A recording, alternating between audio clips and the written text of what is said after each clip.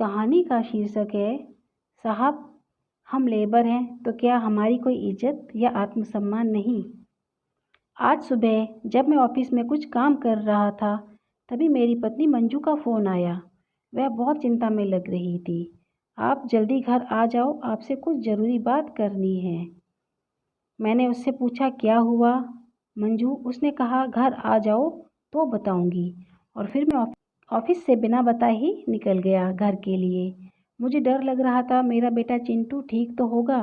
और मैंने बहुत तेज़ गाड़ी चलाई और करीब आधे घंटे का रास्ता 15 मिनट में तय कर घर पहुंचा। देखा तो सामने घर पर काम करने वाली रानी करीब 16 साल की थी, जो मेरी बीवी मंजू के गांव से आई थी मंजू का हाथ बटाने। वह रो रही थी और मंजू उसको पानी पिला रही थी। मैंने पूछा क्या हुआ तो वह मुझे देखकर और ज़ोर ज़ोर से रोने लगी और मुझसे लिपट गई। मैंने कहा क्या हुआ बेटा, क्यों रो रही है। तो मंजू ने उसे बिठाया और मुझे कमरे में ले गई। फिर उसने मुझे जो दिखाया तो मेरे पैरों से ज़मीन ही खिसक गई। उसने मोबाइल में मुझे एक वीडियो दिखाई जिसमें रानी बाथरूम में नहा रही थी और किसी ने उसकी नहाते हुए वीडियो बना ली थी। मेरा तो गुस्से के मारे दिमाग खराब हो गया और मैंने कहा किसने किया यह सब, मुझे बताओ। मंजू ने कहा मुझे नहीं पता किसने किया, मुझे मेरी फ्रेंड ने यह वीडियो भेजा है। मैंने पूछा कौन सी फ्रेंड ने। उसने कहा मिसेस गुप्ता ने, जो हमारे घर आती हैं। अच्छा अच्छा, मिसेस गुप्ता। तुमने उनसे पूछा नहीं कि वीडियो उनके पास कहाँ से आया। मैंने पूछा तो उन्होंने बताया कि ये वीडियो उनका बेटा देख रहा था। उसकी मम्मी ने उसको यह वीडियो देखते हुए देख लिया तो उसे बहुत डांटा और मारा भी, लेकिन उसने नहीं बताया यह वीडियो उसको किसने भेजा है। और फिर मिसेस गुप्ता ने यह वीडियो मुझे भेजा क्योंकि वह यहाँ आती हैं तो रानी को जानती हैं और उसने मुझे यह बताना ज़रूरी समझा। और साथ में यह भी कहा कि जल्दी पता लगाओ यह वीडियो किसने बनाया है, कहीं यह वीडियो लीक ना हो जाए। फिर मैं अपने कमरे से बाहर आया, मैंने रानी के सर पर हाथ रखा और कहा बेटा चिंता मत कर, मैं हूँ। तो वो और रोने लगी और कहने लगी भैया मुझे मेरे गांव भेज दो, मेरे पापा को पता चला तो मुझे जान से मार डालेंगे। मैंने रानी से कहा तू चिंता मत कर, मैं हूँ ना, मैं सब संभाल लूँगा, तेरी वीडियो लीक नहीं होने दूँगा। फिर मैंने पुलिस को फ़ोन किया, लेकिन मेरा सीधा सीधा शक मेरे घर काम कर रही लेबर पर जा रहा था। करीब 4 लोग थे जो मेरे घर पेंट का काम कर रहे थे। फिर मैंने उन सबको बुलाया और पूछा कि सच सच बताओ यह वीडियो किसने बनाया है। तो सबने कहा मैं तो इस एरिया में था, मैं उस एरिया में था।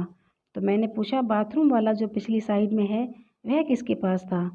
तो जो सबसे बड़ा था उसने बताया वह मुकेश के पास था।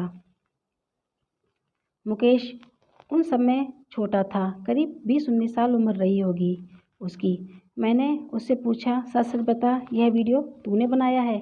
उसने कहा मैंने नहीं बनाया।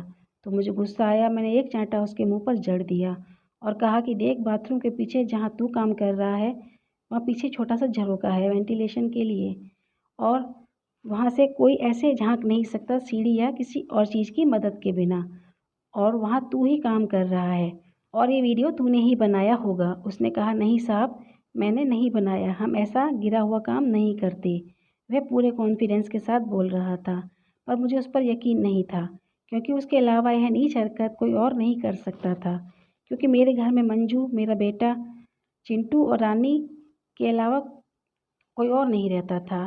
मंजू अकेली थी और चिंटू को संभालने के लिए ही वो रानी को अपने गांव से लाई थी अपनी जिम्मेदारी पर। और अब मैं चिंता में था कि उसके पापा को मैं क्या जवाब दूंगा। इतनी देर में पुलिस भी आ गई। मैंने उनको पूरी बात बताई और साथ ही कहा कि मुझे इस लड़के पर शक है। ये लड़के क्या नाम है तेरा, मैंने उसकी तरफ चुटकी बजाते हुए कहा। उसने कहा मुकेश। और यह मैंने नहीं किया, मैं बार बार यही कहूँगा। जब इंस्पेक्टर साहब की नज़र उस पर पड़ी तो वह उसके पास गए और बोले अरे मुकेश तू। फिर उन्होंने मेरी तरफ देखा और कहा कि ये लड़का यह काम नहीं कर सकता।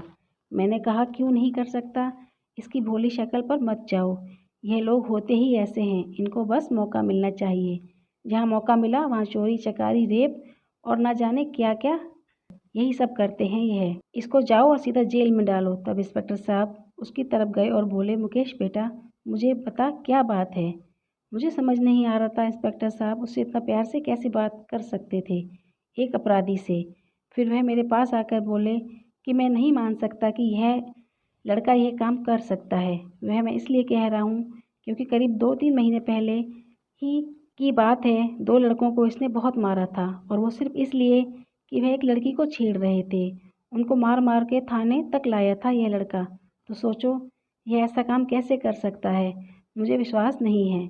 अब मुझे आप यह बताओ कि जिस दिन से आपके घर में काम शुरू हुआ है कौन कौन आया था? तो मंजू ने कहा, सर और तो कोई नहीं आता यहाँ पर, मैं ही हूँ, रानी रहती है। कभी कभार मुझसे मिलने मेरा छोटा भाई आ जाता है। छोटा भाई? जैसे ही छोटे भाई का नाम मंजू के मुंह से निकला मेरा माथा ठनका। मैंने कहा, मंजू तुम्हारा छोटा भाई अमित भी तो मिसेस गुप्ता के बेटे का फ्रेंड है, क्योंकि वह भी यहाँ आती थी तभी उनके बेटे और अमित की दोस्ती हुई थी।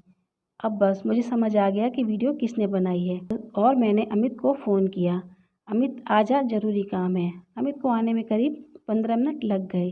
जैसे ही अमित घर में घुसा तो मैंने उससे बात किए बिना ही एक झापड़ जोरदार उसके गाल पर रसीद कर दिया और वह सोच ही नहीं पाया कि उसके साथ हुआ क्या है। जब उसने पुलिस और सबको एक साथ देखा तो डर गया। फिर मैंने पूछा, सच सच बता, वीडियो कब और कैसे बनाई तूने? और उसने डर के मारे सब सच उगल दिया। फिर मैंने उसका कॉलर पकड़ा और इंस्पेक्टर के पास ले जाते हुए कहा, मैं बिल्कुल भी लिहाज नहीं करूँगा कि यह मेरा साला है, जो गलत काम इसने किया है। और मैंने उससे उसका फ़ोन लिया। फ़ोन में सबसे पहले वीडियो डिलीट की और फिर उससे पूछा कि वीडियो तूने कहाँ कहाँ भेजी है?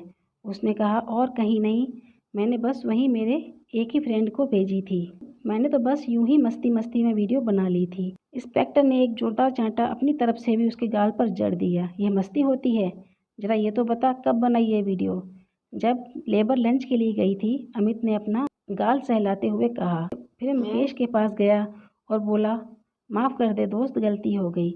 तो वह बोला, साहब यह कोई बड़ी बात नहीं है, हम लेबर क्लास हैं। आपके घर में अगर हम काम कर रहे हैं और आपके घर में कुछ भी गलत होगा तो आप सबका पहला शक हम पर ही जाएगा, क्योंकि हम गरीब हैं और गरीब पर उंगली उठाना बहुत आसान होता है साहब। हम लेबर हैं तो क्या हमारी कोई इज्जत या आत्मसम्मान नहीं? हम मेहनत करके खाते हैं, लेकिन फिर भी हमें हर बात में नीचा दिखाया जाता है। क्यों? अगर हमें कुछ गलत ही करना होता तो हम ये मेहनत क्यों करते, क्यों काम करते सुबह से लेकर शाम तक? अपनी सोच बदलो साहब। हम मेहनत करके कमाकर खाने वाले हैं, कोई अपराधी नहीं हैं। हम अगर अपराध करना चाहें तो रास्ता हमारे लिए और भी आसान हो जाता है, लेकिन हम अपना घर बार छोड़कर यहाँ मेहनत करने आते हैं ताकि अपने परिवार का ईमानदारी की कमाई से पेट भर सकें। उसकी बातों ने मुझे शर्मिंदा कर दिया था और उसे एक बार और माफ़ी मांगी मैंने और कहा, आगे से भाई इस चीज़ का मैं हमेशा ध्यान रखूँगा। तुम सच कह रहे हो, हर गरीब इंसान अपराधी नहीं होता। कई बार अपराधी हमारे घर में से ही होते हैं और हम पहचान नहीं पाते, जैसे यह मेरा साला। और फिर मैंने मंजू की तरफ देखा तो उसकी आंखों में आंसू थे। वह भी अपने भाई की करनी पर बहुत शर्मिंदा थी। पुलिस अमित को पकड़कर ले गई। भगवान का शुक्र है उसने वीडियो लीक नहीं की थी। एक बेचारी गरीब लड़की की इज्जत बच गई।